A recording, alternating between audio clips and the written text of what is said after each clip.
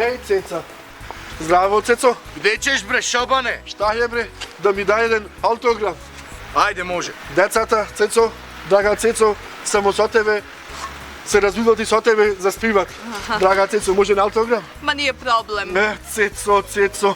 Evo, izvoli. Абе, умилена песен, знаеш, Цецо која ми е? Кукајица. Да. Gde si bre, Zoki? Ceco bre, gde ste me, koga dodavte? Šta radiš, čoveče? Pa evo ovaka, nešto šetamo, mislim. To je moj prijatelj. Šta radite sada?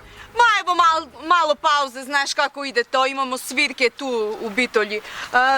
Upali jednu cigaretu, čoveče. Šta radiš ti? Pa evo ja šetamo, jel mogu li te zamoliti za jednu uslugu? Ma nije problem. Pa, a kada vi je sljedeća, druga pauza? A sljedeća pauza? Pa za jedno polo sat.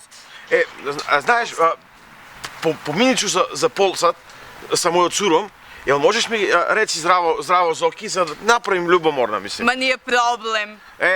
Hvala ti puno. Nije problem. Hvala ti za pol sat. Biću tu. Ko ti je ovaj bucek? Ne govori tako, bre. To je moj prijatelj Zoki, moj bivši security. A rekla sam ti 100 puta, nemoj biti tako grub sa ljudima. Pa gde ti je ovaj bucek? Gdje je be ovaj Zoki, čoč? Ti slučajno da ne si se zaljubila u njega?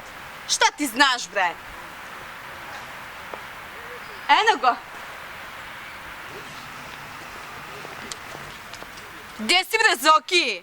Ceco, 100 puta ti imam kaženo da ne me zamaraš. Si imam ženska.